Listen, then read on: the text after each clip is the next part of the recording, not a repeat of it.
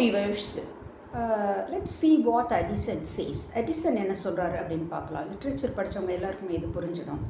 அவர் என்ன சொல்கிறார் அப்படின்னா, அடக்கம் என்பது ஒரு அணிகலன் மட்டுமல்ல, அது ஒழுக்கத்தின் பாதுகாப்பு ஆகும் அப்படின்னு சொல்கிறாரு.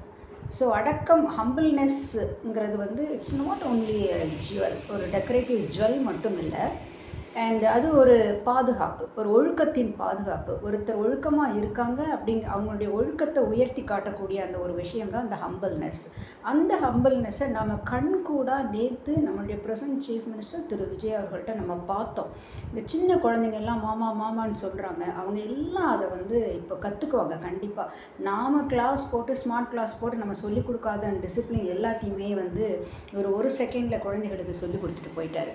அவர் என்ன பண்ணாலும் குழந்தைகள் அதை ட்ரெண்ட் ஆக்குறாங்க. என்ன அப்படின்னு சொன்னால், அவர் நேற்று சிஎம் சீட்டில் போய் ரொம்ப யோசித்து அமைதியாக போய் உட்கார்றாரு. அதை நேற்று பார்த்தா ஒரு குழந்தை வந்து அதை வந்து ஒரு வீடியோ மாதிரி போட்டு அவரே மாதிரி போய் உட்காந்து அதை ட்ரெண்ட் பண்ணி விட்டுருக்கு. இது என்ன அப்படின்னா, ட்ரெண்டிங் ஆகிட்டுருக்கு. ஏன்னா குழந்தைகள் எல்லாருக்குமே அவரை பிடிச்சிருக்கு. ஸோ ஒருத்தருடைய மனதில் இன்னொருத்தர் நிற்கிறதுங்கிறது ஒரு சாதாரண விஷயம் இல்லை.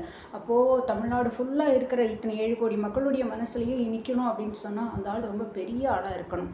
இதில் குணத்திலையும் பண்புலையும் உயர்ந்தவராக இருக்கணும் கண்டிப்பாக. ஸோ பெற்றவர்களை நம்ம ரொம்ப பாராட்டணும். அதே மாதிரி பெற்றோர்கள் சொன்ன மாதிரி நடந்து வந்த திரு சிஎம் அவர்களை நம்ம ரொம்ப பாராட்டணுங்க.